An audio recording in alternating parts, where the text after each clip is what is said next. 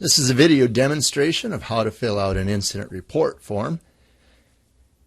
If you work for Orion Associates or Orion ISO or Zenith Services, you may notice that it says Meridian Services on the top, but just know that your report form is going to look pretty much just the same, except it won't have the Meridian Services logo at the top. So one of the first things I want to do is just explain when you need to actually fill out an incident report form. So we're going to go down here to the incident type. Anytime you're wondering if it is a situation that you should fill out an incident report, you can simply take a look at the form and see if that incident is on here, and then you need to fill it out. So we're going to start with death or serious injury. Really, anytime there's an injury or an illness that is unexpected, that you find yourself bringing the person to the doctor's office, to urgent care, to the ER, to the hospital, those are all situations that will need to be reported. So that is kind of your rule of thumb. If they go to the doctor for anything other than a regular checkup or a follow-up for something, that's something that's going to need an incident report. And then also, anytime you call 911, whether that's for a mental health situation, you're calling for the police or the fire department or the ambulance. So any situation in which you're calling 911 regarding this person that you are working with, that would also require an incident report. If you use an emergency use of manual restraint with the person, you must do an incident report. So not only do you have to fill out an emergency use of manual restraint form, but you also have to fill out an incident report. A report of alleged or suspected child or vulnerable adult maltreatment. So anytime we fill out a maltreatment of minors report or vulnerable adult report, we also need to include with that an incident report. So make sure that you fill that out. And this one down here is a little bit changed. It used to be what they just consider consumer-to-consumer physical aggressions.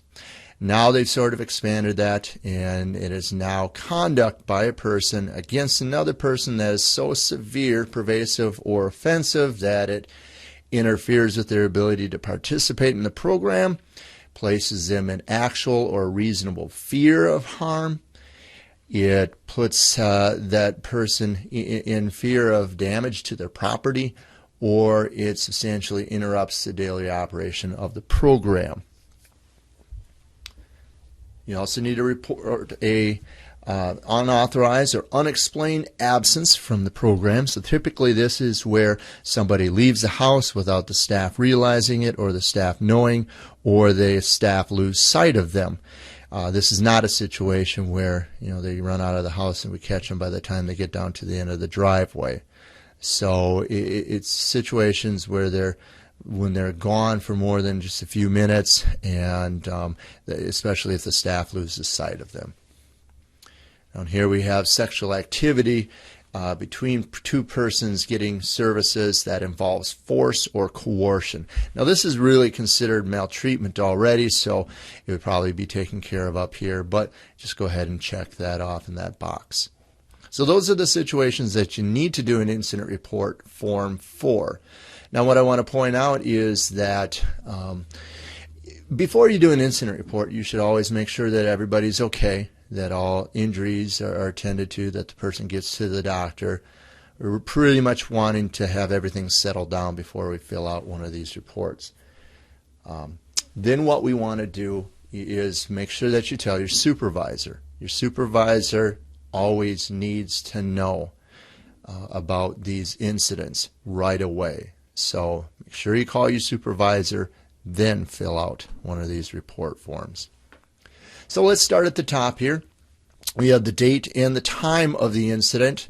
And notice that we also have the date and the time that you became aware of it. So these can be two very separate dates and times. For instance, if somebody told you that something happened to them yesterday, you would indicate that, and then this would be a very different date and time.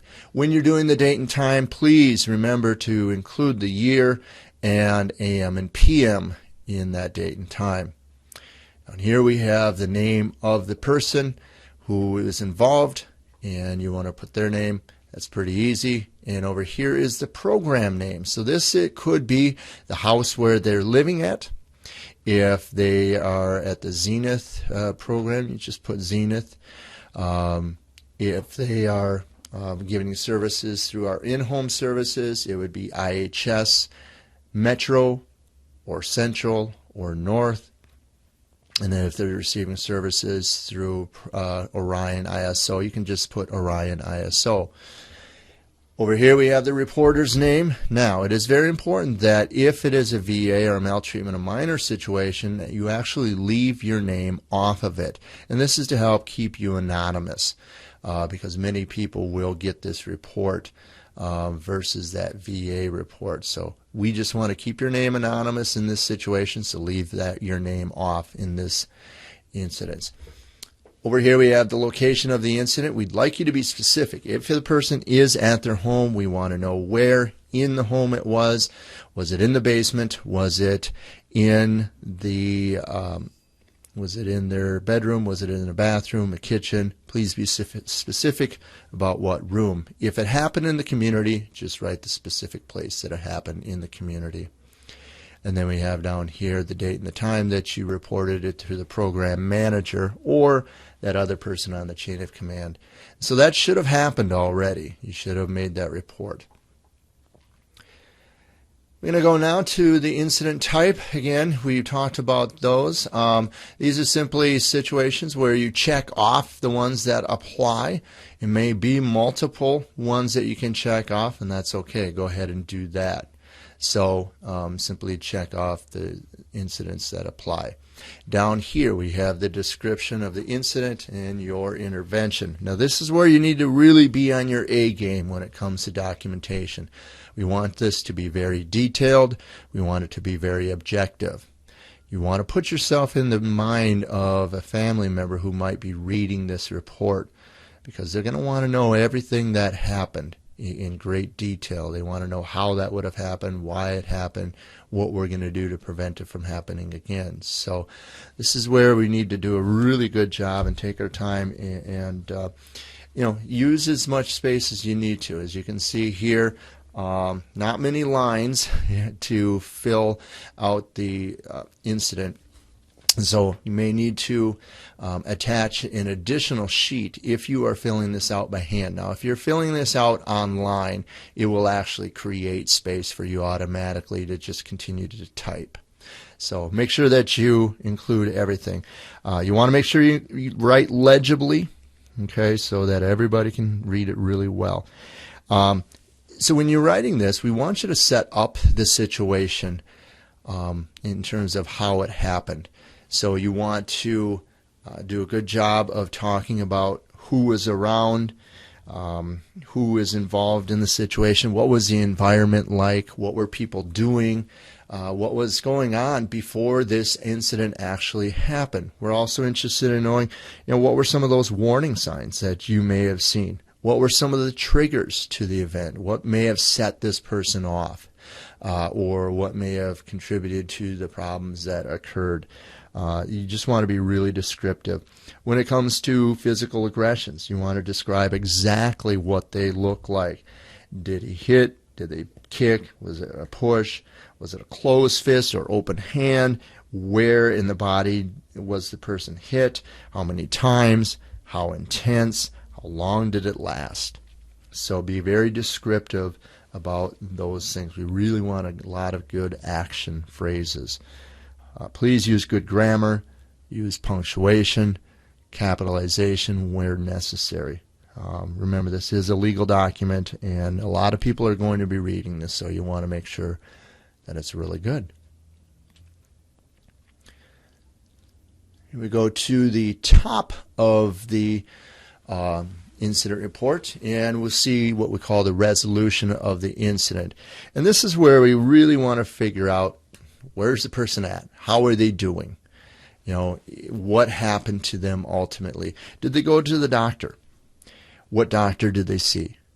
What facility was it that they were seeing? What did the doctor diagnose?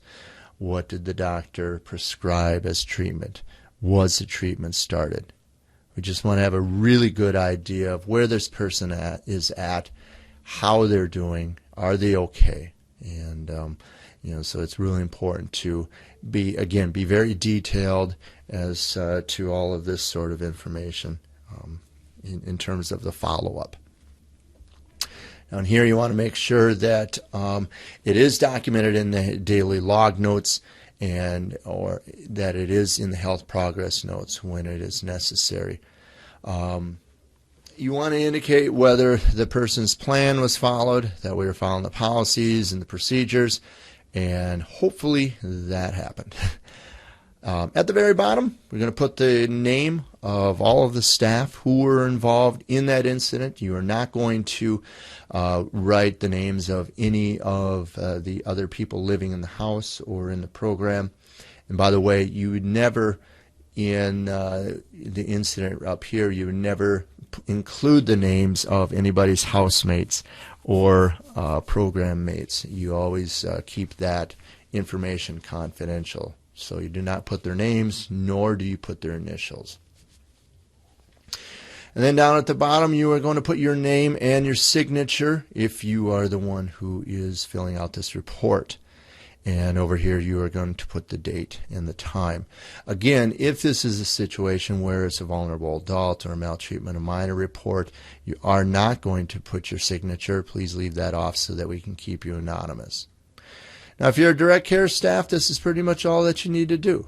Do it well, be detailed.